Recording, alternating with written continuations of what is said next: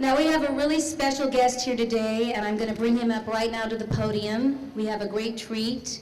Please welcome Councilman Tom LaBonge. Good afternoon, everybody. It's great to be here in such a historic location. To be with someone from a family has done so much for filmmaking and for the world. Because the thing about films, it does change the way you perceive if it's a great movie, if it connects with people. Just like a relationship that we have with our family and friends. If we strive for greatness, it will only nurture more greatness. God bless your father's memory and all the work. And when you spoke about the issue of interracial marriage, you think of how impactful that's been for so many people's lives because of that movie. So let's hear it for Stanley and his memory up in heaven, swinging down. Stanley Kramer, I like to do that. And also, it's so nice to be here at 5800 Sunset Boulevard, because before 1928, all you would see in movies is it silent, and then they became talkies on this lot. Did you know you're on a historic lot? That talking films first started here in 1928? Did you know that, young lady? Now you know. So you know you've been to a historic spot right off Sunset Boulevard, which is one of the greatest streets from the Pueblo in the heart of the city of Los Angeles, always out to the ocean. I tell people who visit this city is get on Sunset Boulevard, go to the birthplace, where 44 people walked 9 miles from the Mission San Gabriel to the banks of then the river where the Pueblo is now to form our city, and then come out all the way and drop off and go into Echo Park, Silver Lake, Hollywood, Beverly Hills, and to the west to the ocean. But when you get to the ocean, you get to this film, because the film is all about what's in the ocean. And let's always, every day, it's a blessing every day. Remember the people of Haiti, remember the people of Chile, and this very, very dramatic influence that the earth has. Absolutely. And there will be another earthquake in Los Angeles, in Southern California, so be prepared.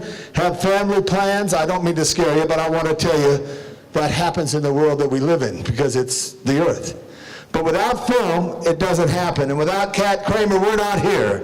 So I'm pleased on behalf of the mayor of the city of Los Angeles, Antonio Villaraigosa, as well as my colleague Eric Garcetti, to salute Kat for her wonderful work.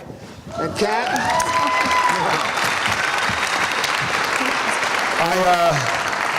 around the city, and here you're all film people. I just came from a park.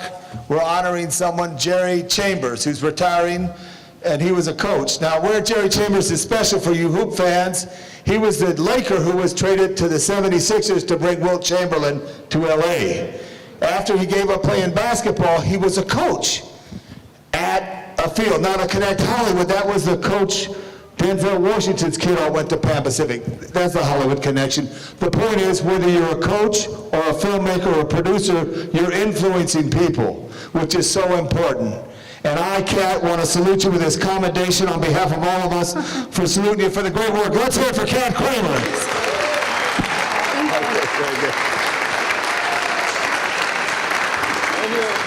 Okay. And I also want to tell you, Kat, I have a little campaign too to buy 130 acres west of the H in the Hollywood sign with the Trust for Public Land. Go to the Trust for Public Land. If you can, help us out. We're going to not let that land be built on up there, so Hollywood always has that beautiful mountain there. Now, Kat, anybody who hasn't made a film or hasn't built a house or a church or a temple or anything doesn't know how hard it is to do anything. Very difficult challenge to make a film. But you support somebody very special who's nominated. And to be nominated is very special. And we hope all winners win, because they got nominated. But you're going to introduce these special people right now. Let's bring Kat back right now, Kat. Thank you so much. I have to call all the filmmakers of the Cove that are here today: Luis Sahoyas, Fisher Stevens, Charles Hambleton, Mark Monroe. Everyone, please come up here. And Joe Chisholm from OPS. Everyone who was involved with the Cove. Mark Monroe, we have something special. Do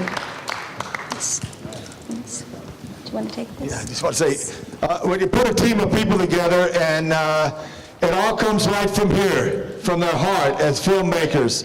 So on behalf of the City of Los Angeles, again, I want to salute all over the Cove with these great commendations. Each of them will get one later with your name on it, so you can have it for your collection.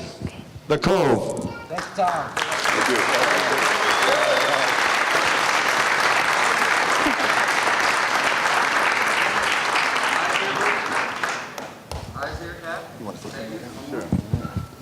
Louis, will you please take the mic?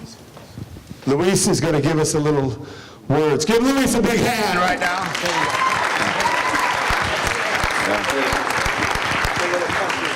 You know, the director John Ford said that making a movie is like painting a picture with an army, and I had a really good army.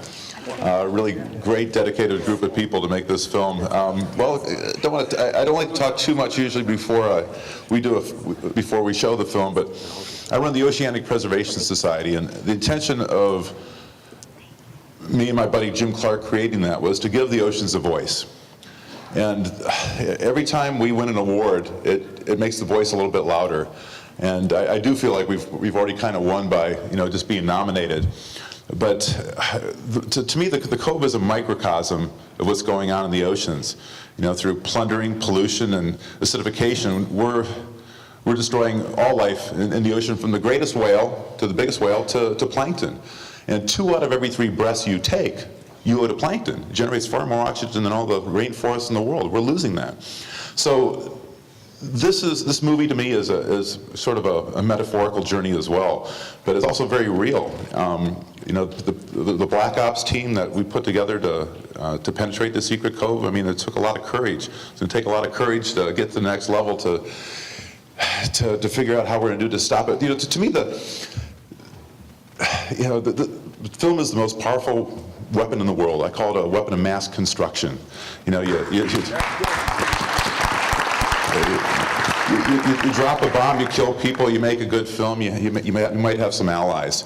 When we were making this film, the joke on the set was the people in Taiji that actually went there to the Cove. The joke on the set was, we're all professionals, just not at this. And we came back with an extraordinary story that these guys, Mark Monroe and Fisher Stevens, put together, and it told an amazing story. Now, Rick O'Berry's not here, the hero of our story, but he's really the soul of this film. And the essence of this film to me is not just that, the horrors that are being done in Japan. It's that the real lesson here is that one person can make a difference, and a few people together can change the world. There's that great quote by Margaret Mead that said, a few thoughtful people can change the world. Indeed, it's the only thing that ever has. That's what gives me hope that that film can do that. It can change the world, and it has been making a lot of impact. I won't want to say before you see the film what it's done, but thanks everybody. Appreciate it, and appreciate it. Thank you. Hi, I'll just say too, Luis said everything pretty eloquently. This was, when I saw the footage and Louis showed me what him and Charles and Simon and people you're about to meet did, I thought they were maybe the craziest people that I would ever get to work with, so I had to take advantage of their insanity and their passion. And Rick O'Berry, you are going to have the pleasure to get to know, who has become one of my absolute heroes in life. And I just want to thank these people standing here, Mark and Charles and Joe and Dave Rostovich and Louis and others who aren't here, for giving you this film you're about to see, and I hope you enjoy it. And I think you'll all look at the oceans and at even maybe your dogs or cats a little differently after you see the film. So enjoy. Thank you. Thank you, Kat. Hey, Charles. Hey there, I'm Charles. I guess I'm not going to use the podium either, but first of all, Karen and Kat, thank you so much. In the spirit of Stanley Kramer, who, by the way, just didn't make those 2 films, Bless the Beast and the Children and Guess Who's Coming to Dinner. He did about 50 of the world's most socially conscious films. So this film is in the spirit of Stanley Kramer for sure. And so thank you, Kat, for recognizing that. And hopefully it can create some change, and has started to create change.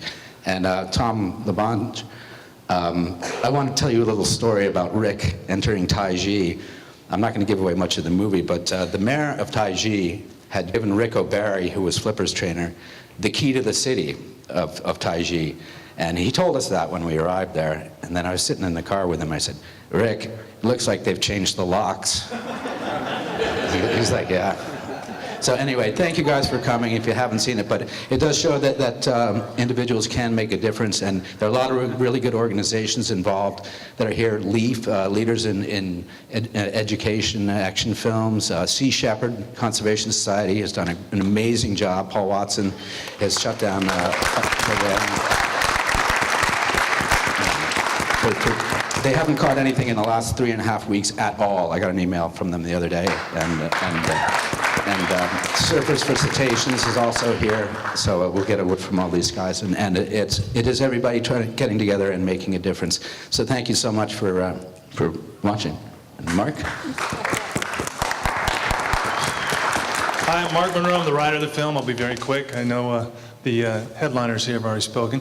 I do want to say I want to thank Louis for his tenacity and his whole group for getting the footage, for coming back with something remarkable. I did not go to Japan, but I felt like I did after spending 4 or 5 quality months in an edit bay looking at it all every day. I want to thank Fisher Stevens for having the vision to make this into more than just a documentary, or at least that's what we try to do. I very much believe, and I know he does, that these films can be cinematic. They can be like a narrative. They can take you on a ride. And so I hope that's what we did, and I hope you enjoyed today. Thank you very much. Thank you all so much. I just can't tell you how pleased and honored we are that you're all here today.